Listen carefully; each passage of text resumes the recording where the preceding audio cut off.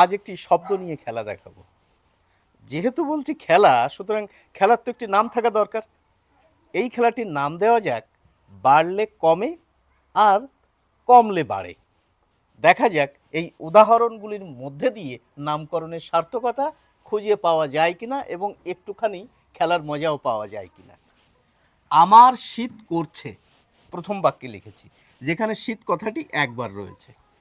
দ্বিতীয় বাক্যে দেখুন আমার শীত শীত করছে, দ্বিতীয় বাক্যে শীত কথাটি দুবার লিখেছি, অর্থাৎ শীত কথাটি বেড়ে ডবল হয়ে গেল দ্বিতীয় বাক্যে। এবার প্রথম বাক্যে শীত কথাটির দ্বারা যত পরিমাণ শীত বোঝায়, দ্বিতীয় বাক্যে দুবার শীত কথাটির মাধ্যমে কতটা শীত বোঝায় একটু ভাবতে সময় লাগবে হয়তো অনেকের। আমার শীত করছে বললে শীত করছে বোঝায়, কিন্তু যখনই বলছি শীত শীত করছে তখন না শীতের পরিমাণটা কমে যায়।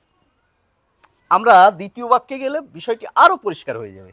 ছেলেটির জ্বর জ্বর হয়েছে, দুবার লিখেছি জ্বর শব্দটি, মানে জ্বর হয়েছে মানে অল্প অল্প জ্বর।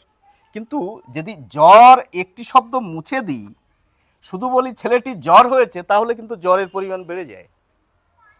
তৃতীয় বাক্য দেখুন গরম লাগছে, বেশ গরম লাগছে, কিন্তু কিন্তু যখনই বলছি গরম গরম লাগছে তখন কিন্তু গরমের পরিমাণটা যেন খানিকটা কমে গেল। অর্থাৎ শব্দ বেড়ে গেলে পরিমাণটা কমে যায়, শব্দ কমে গেলে পরিমাণটা বেড়ে যায়।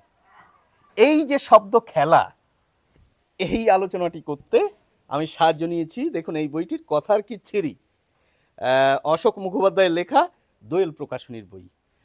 এইরকম শব্দ নিয়ে খেলা কি আপনারা আরও দেখতে চান? যদি ভালো লাগে তাহলে মন্তব্য লিখে জানান, আলোচনা চালিয়ে যাওয়া যাবে। সকলকে অসংখ্য ধন্যবাদ।